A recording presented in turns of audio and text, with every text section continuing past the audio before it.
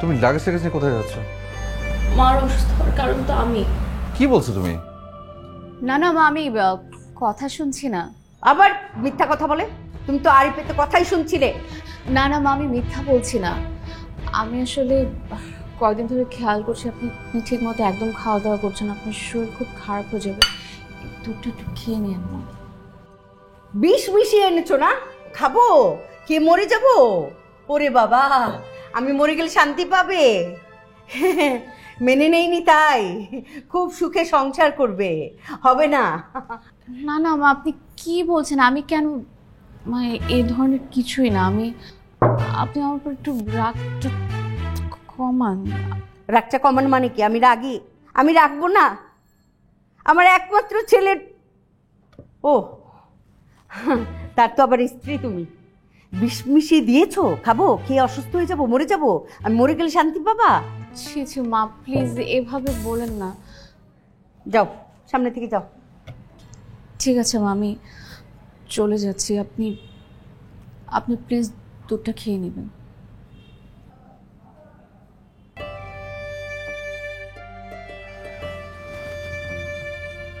আমি অফিসের কাজে কদিনের জন্য ঢাকার বাইরে যাব। তুমি চাইলে কটা দিন তোমার বাড়িতে ঘুরে আসতে পারো। না থাক, আমি এখানেই ভালো আছি। সুমি, সবকিছুর জন্য আমি খুব সরি। তোমাকে কে বলেছে? বাবা। মানা করে দিয়েছে আর আসবে না। এই জন্যই বলছি যে কটা দিন তুমি ঘুরে আসো, তোমার ভালো লাগবে। সুমন, আমার যখন যাওয়ার আমি যাব, এটা তোমাকে বলতে হবে না। তার মানে সবকিছুর দায় তুমি একাই নেবে? দায় নেওয়ার কি আছে? তুমি পাগলামি করেছো, আমি তোমাকে প্রশ্রয় দিয়েছি। এখন যা হওয়ার হয়ে গেছে, এটা আমাদের মেনে না নেওয়ার সাথে কোনো উপায় নেই। সুমি, তুমি লাগেজ টাগেজ নিয়ে কোথায় যাচ্ছ?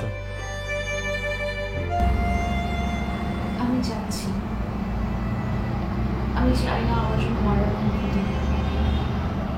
ডক্টর কি বলে কাছে শুনুন। তোমার জন্য মার ক্ষতি হবে কেন? কি বলছো তুমি? এটা তো সত্যি। মার অসুস্থ হওয়ার কারণ তো আমি। সুমি, শোন, তুই এটা একটা এক্সিডেন্ট ছিল, আর বোমা না থাকলে একটা বিপদ ঘটে যেতে পারত। ও যেন কারো অভিমান করে এখান থেকে চলে গেছে। যাবেই তো, এটা তো পরের বাড়ি। আমি তো ওর আপন কেউ না।